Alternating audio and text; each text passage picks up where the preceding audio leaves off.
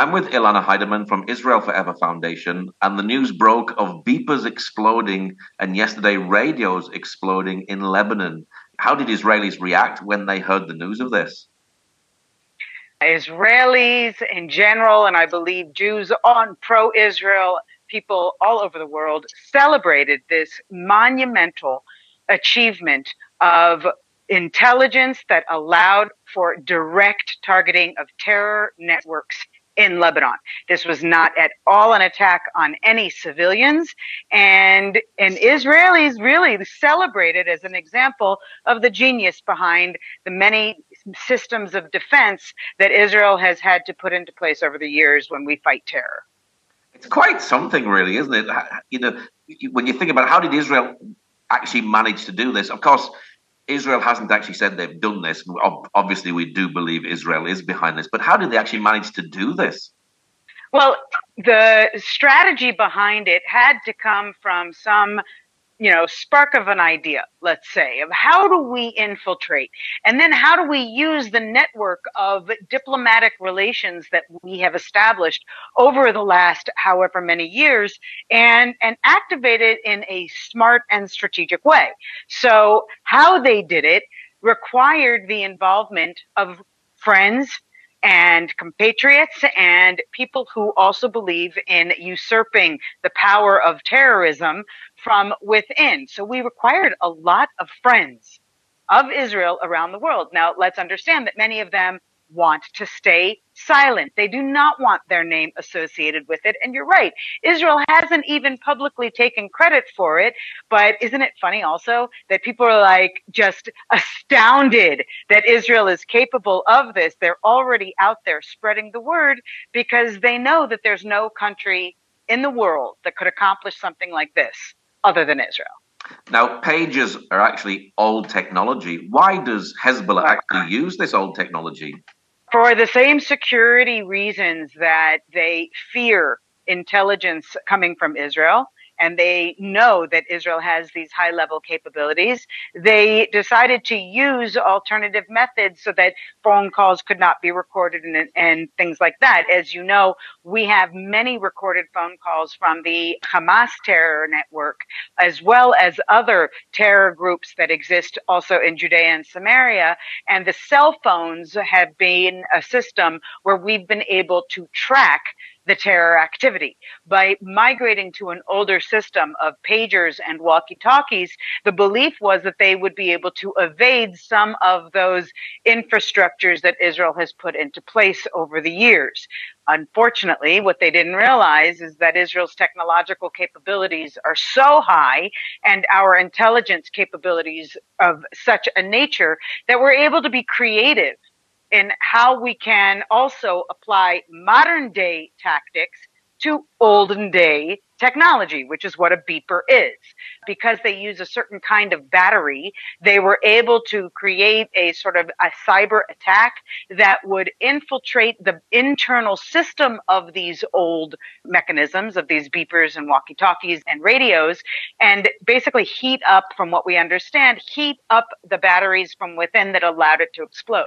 And let's also take a minute and remember that it is exploding only in the hands of people who are a part of the Hezbollah terror network. These are not just random explosions. It is only those units that were in possession and owned by the terror networks. And all of that paperwork is another part of Israel's genius and how they track that intelligence and allow us to find the terrorists where they are. And yes, we understand there are a couple of civilian casualties, but basically they are vicariously with the person who is a Hezbollah terrorist. So, that networking is another element of the society that we can discuss, but the use of the pager reminds us that sometimes take a step back, go old school. And I think that Israel, in many ways, went old school style with saying we are not going to only attack from above. The targeted assassinations by Israel Air Force are very effective in taking out terror cells. But here they went in from the inside and they managed to take out, at this point, we believe, over 8,000 terrorists, identifying them and injuring them and sending an important message that terror will not be tolerated. Israel is fighting the world's war, taking out these evil individuals. It's quite a big gamble, really, wasn't it? Because it looks like they've had to set up a business, sell these pages to Hezbollah, and they could have found these explosives possibly at any moment, and then the whole operation would have been over. There were constantly risks that were probably presenting themselves throughout the entire process. It was not an overnight thing. We understand now that these pagers were actually purchased over 5-6 months ago and distributed. So really Israel's genius is also in biding their time, waiting for the right moment, because Hezbollah has been firing missiles on Israel since October 8th. We are seeing thousands and thousands of missiles. Our entire northern region, our families and communities have had to be evacuated. They are still living displaced in very difficult situations, very bad conditions, but again, which get no recognition as humanitarian issues. Regardless, the entirety of the north is on fire. They have destroyed thousands of acres of natural landscape, animals. And so this did not come out of anywhere. This has been building. And some people have said that the beeper explosions are triggering a higher level of war. Excuse me. But it's been 11 months of this ongoing attack. And Israel has bided our time, continuously only attacking these terror infrastructures. And they've gone and done the same thing. I want to mention one other thing, by the way, which is that I don't know if it would have required setting up the business in order to initiate, but rather, as I said earlier, tapping into the network of friends, supporters, and people who really truly believe in Israel's just war against the evil that is existing. So I think that that's another important part for all of us to consider. Where are these friends? Who are they? Can they be trusted? Those are some of the more time-consuming elements I expect that Israel had to be very cautious with.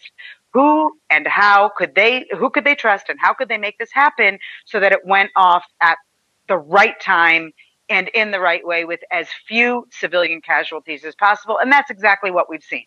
Was the pager invented by a Jew? It was actually, but then again, most of the intel and the chips and all of the mechanisms that are required for these types of technology, most of them have come out of Jewish genius that has been employed to try and improve the world. So yeah, the pager, the intel chip, all of these things were invented by Jews and or Israelis. It's an amazing thing what happened. It's like something from James Bond, is it? Do you think there will be movies made of this in the future? There should be.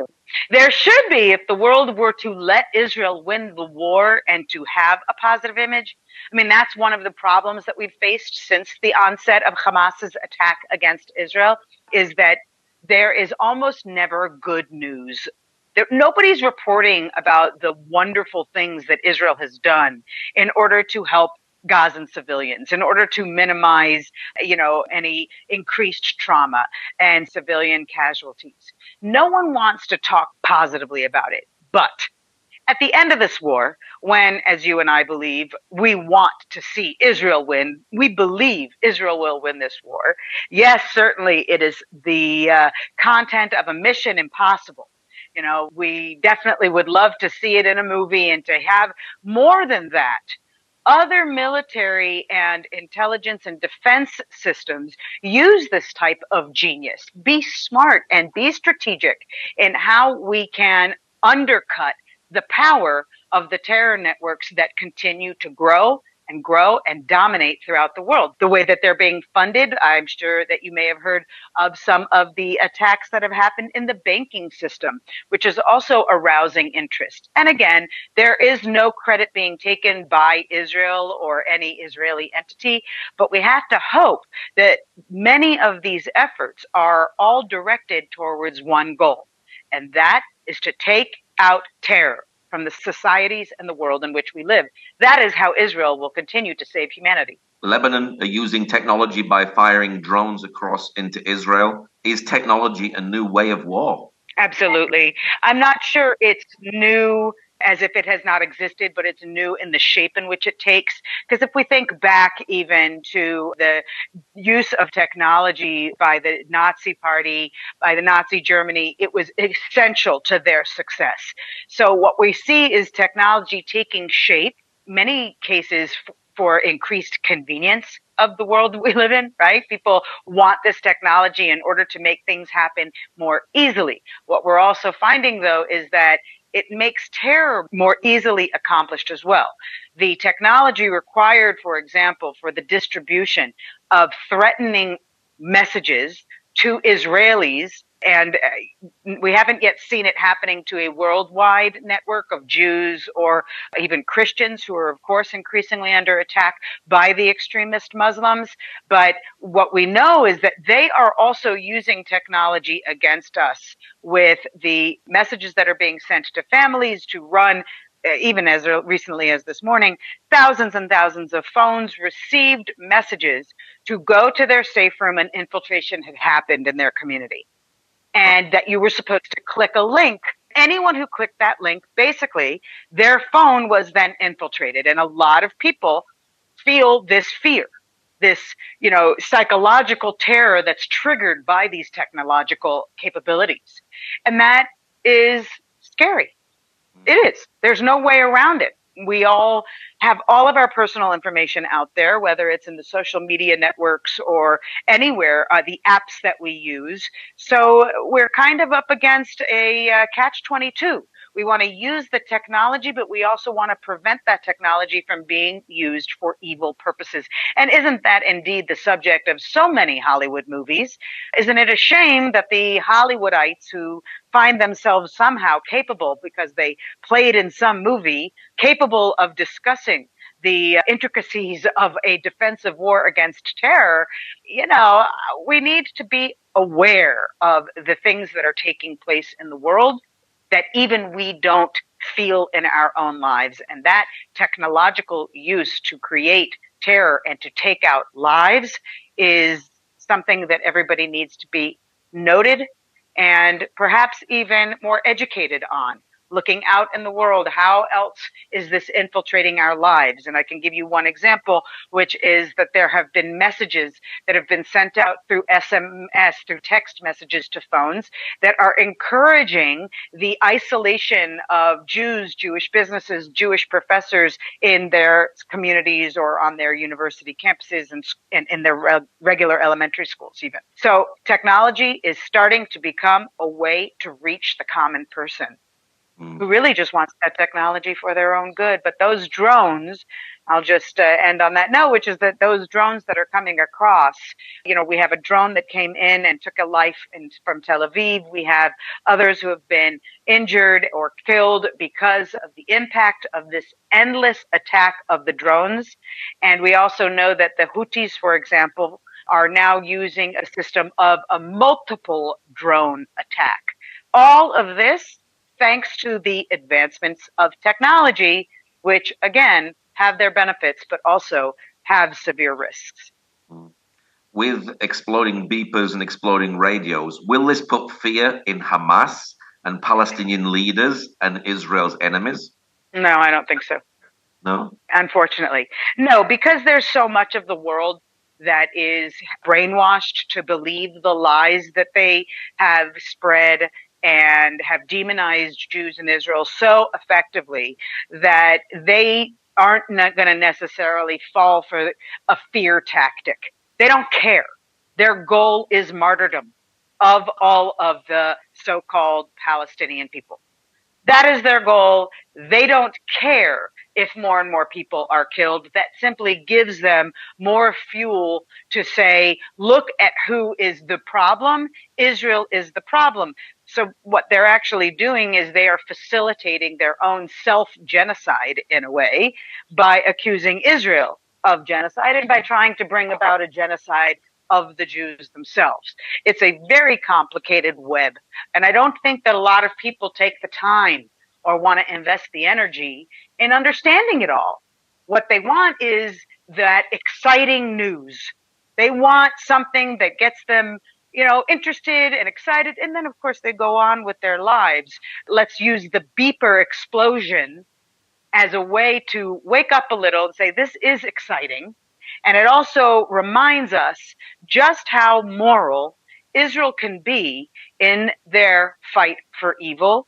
There's got to be something wrong with the way that Hamas and all of the pro-Palestinian, pro-jihadists, pro-terror camps are claiming to be good in this scenario.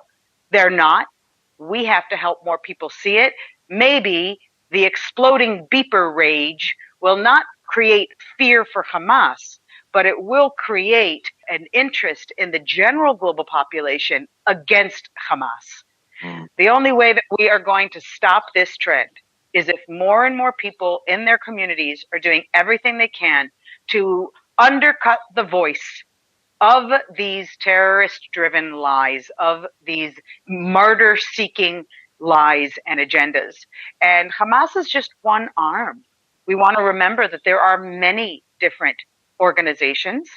Some of them, of course, are now united under the banner of Hamas because Hamas became famous after October 7th. They are now considered to be more legitimate than they were because, of course, rape and beheadings and murders are now legitimized versions of resistance, as long as you use that word, even if there is no such thing as resistance. There's no resistance here. This is outright attempt of genocide. And so we want people to wake up to it. Once Hezbollah has actually got over the initial shock, are Israelis fearing reprisals? Yes, I think that we've been living like that for many months, though, here in Israel. Every day there's another, be aware. They've told us they're going to retaliate. They're going to retaliate. They're going to retaliate.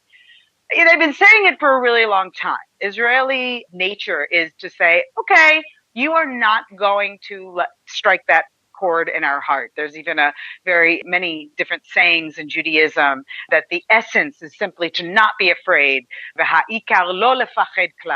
It should never allow fear to strike in your heart. And in the Torah, it actually says more times, one of the most repeated statements is that thou shalt not fear.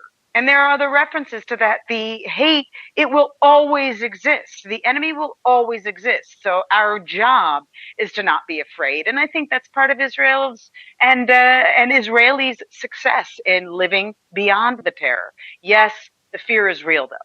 And I don't think people understand that Israel and Israelis are all living under this reality of war. It has a lot of different methods of impact. It's impacting our children. It's impacting the way that we even live our lives and look to the future. We have the upcoming 1-year anniversary, so to speak, of this horrible massacre, and emotions are high in general.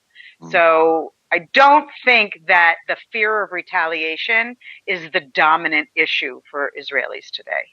The Bible says, he that keepeth Israel neither slumbers or sleeps. Today we read in the news that Iran planned to assassinate Netanyahu, Gallant, and the Shin Bet chief. Yes.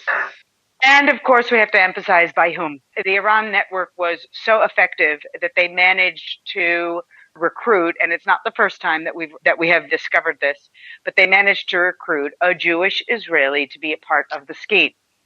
We've seen such tactics be employed before, and unfortunately, all Jews do not all agree. There's an old saying, 2 Jews, 3 opinions, because we're always looking at all the different possibilities. It hurts to know that one of our own could go so far as to be persuaded to take part in these assassination attempts. However, we've also seen this type of extremism in other societies and in other populations. So we don't want to only say, well, then if this guy was willing to take part in this, then maybe there's some justice to the idea of an assassination. And that's already an opinion that I had heard circulating amongst the anti-Israel voices this morning. But the assassination attempt, by the way, is following previous news that was only lifted out of a gag order yesterday, which is that already 10 months ago, many months ago, there was an attempted assassination on the former Minister of Defense, Bogialon. So news is coming out of previous attempts simultaneous to this news about an immediate reality. And we want to be vigilant. We want to understand that even amongst our own, yes, there will be people who are swayed and persuaded, whether by money, power, or any other reason, to take part in these type of evil schemes. We see it also around the world. And we have to open our eyes, not be naive, and do what we can to take note and make change in the societies so that these types of people are not accepted and they're held accountable for their crime. Nearly a year of war. What is your prayer for Israel today? I continue to pray that we not only stay strong, but that we actually create for ourselves a new definition of what strength can mean in our fight for the future. Israel's existence is not only a threat to our citizens, but the destruction of Israel's existence is a threat to all Western values, to all Western people. We are the gateway, and we need to have more unity. I know it sounds kind of lofty or cliche, and we've said it for a long time, but a year after the massacre, we have to remember the unity we felt the next day and the following months after the horrific events of October 7th. We have to not stop talking about our hostages. And we have to make sure that every day we're doing one thing, 10 things to demand that the world demands the release of the hostages. You'll notice, by the way, that in these months, never has it been demanded that Hamas surrender. Never has the Red Cross visited our hostages. We know that the medicines that they negotiated or in exchange for other goods never were received by the hostages. We now have new information about the conditions under which the hostages were being held. We know that there are hostages who are being kept. They were witnessed being kept in cages. We have 70 and 80-year-old hostages who, after a year of starvation and deprivation and abuse and psychological tortures, are on the edge. They are out of time. And we have to also take note of our soldiers who continue to fall. And just yesterday, we actually have the first fallen female soldier of our defense forces who voluntarily went back with her unit. And unfortunately, it has been announced also yesterday that there have been tens of thousands of buildings discovered to have been rigged with bombs. Many of these buildings in the end were buildings surrounding areas, yes, where hostages had been held. So we have to never forget that these soldiers of Israel, whether you are Jewish or non-Jewish, because our soldiers are also not Jewish, and they come from all over the world, and we have to remember to pray for them and to pray that the hostages are able to find sources of strength. And we have to continue to pray. So my prayer is actually that in this very powerful Jewish month of Elul, which is the month where it is said it's the month of forgiveness. It's a month of when we look and to reflect upon ourselves and we prepare ourselves for the coming Jewish New Year of Rosh Hashanah and then the Day of Repentance, Yom HaKippur, in the next month of Tishrei. In the month of Elul, it is said that the king is in the field. God is right here. And so I pray that more people will find prayer and find strength, new sources of strength. The war is not ending. Everyone wants this to be a short war. Israel is used to short wars. This is a long war, and we all have to find ways to stay strong, always find new ways, new ideas, new technology new systems, new partners, new friends, new voices, and new prayers to help us connect with the historic time that we are living in.